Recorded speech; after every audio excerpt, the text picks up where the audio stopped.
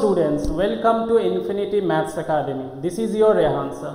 Today I am going to solve another PYQ on complex number of WBJE. This particular question has come on 2009 and this is lecture number 11.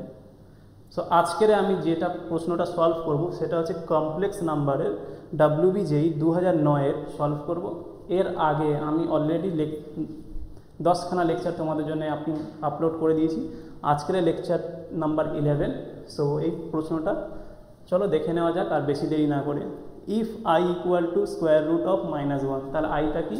I হচ্ছে একটা imaginary unit and n is a positive integer, then I to the power n plus I to the power n plus 1 plus I to the power n plus 2 plus I to the power n plus 3 is equal to 1 I to the power n 0.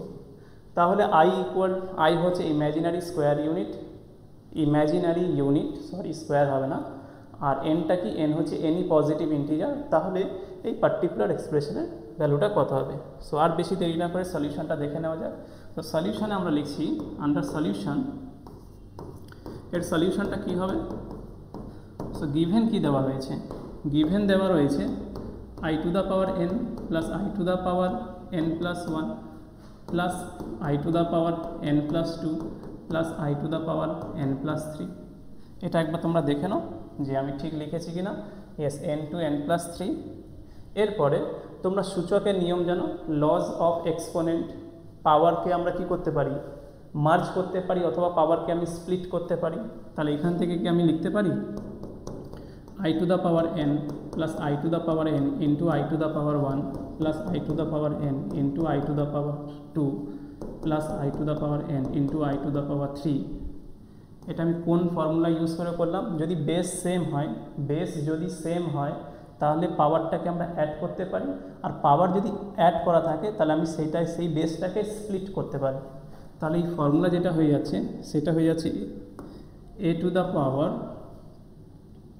x into a to the power y যদি হয় mn দিয়ে বইতে সাধারণত বইতে mn দিয়ে লেখা থাকে। So আমি তোমাদের mn দিয়ে লিখিয়ে দিচ্ছি, নইলে তোমরা কনফিউজ হয়ে যাবে। আর একটা কাজ করা যাক, ইঙ্কটা আমি চেঞ্জ করে দিচ্ছি, এটাকে আমি ইয়েলো কালারে লিখছি, ঠিক আছে?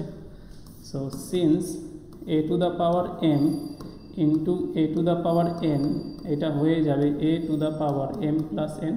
তো দেখো m plus m ফর্মে ছিল, আমি ওটাকে স্প্লিট করে a to the power m into a to the power n এ লিখেছি। এখানে a কত? I, m কত? n, আর n এর ভ্যালু কত?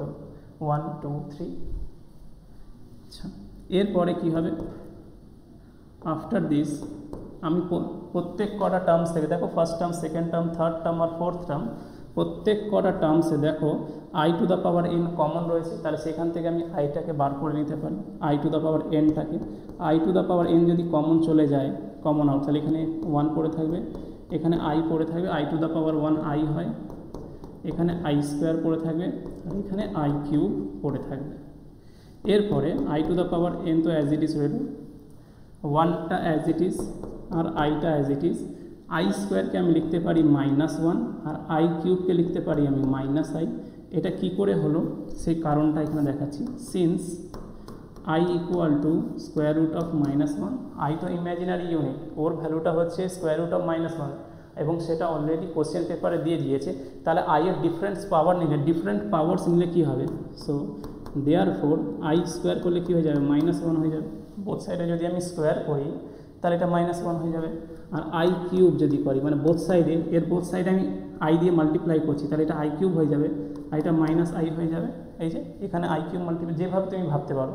সো I কিউবের ভ্যালু -i, আর I টু দ্য পাওয়ার 4 কত হয়ে যাবে? আবার I টু দ্য পাওয়ার 4 1 হয়ে যাবে। I স্কোয়ারকে বোথ সাইডে স্কোয়ার করো, স্কোয়ারের স্কোয়ার 4 -1 স্কোয়ার করলে 1 হবে। সো এটা হচ্ছে পাওয়ার্স অফ I এর পাওয়ার্স নিলে। এবার I টু দ্য পাওয়ার 5 যখন নেবো তখন আবার এটা রিপিট করতে শুরু করবে, সার্কুলার লুপে, সাইক্লিক লুপে এটা পড়ে যাবে।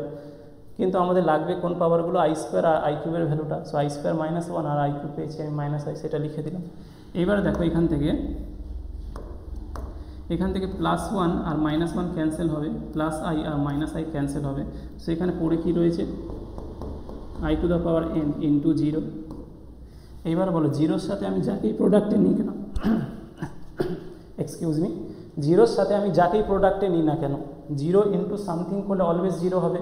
So zero into I two the power N, এবার এনটা কি, any positive number. So zero into I two the power N করলে এটা কী হয়ে যাবে, আলটিমেটলি জিরো হয়ে যাবে।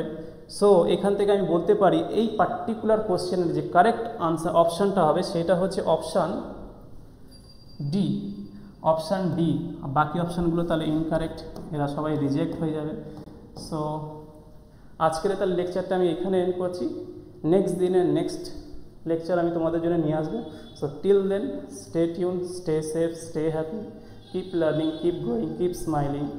জয় হিন্দ, বন্দে মাতরম।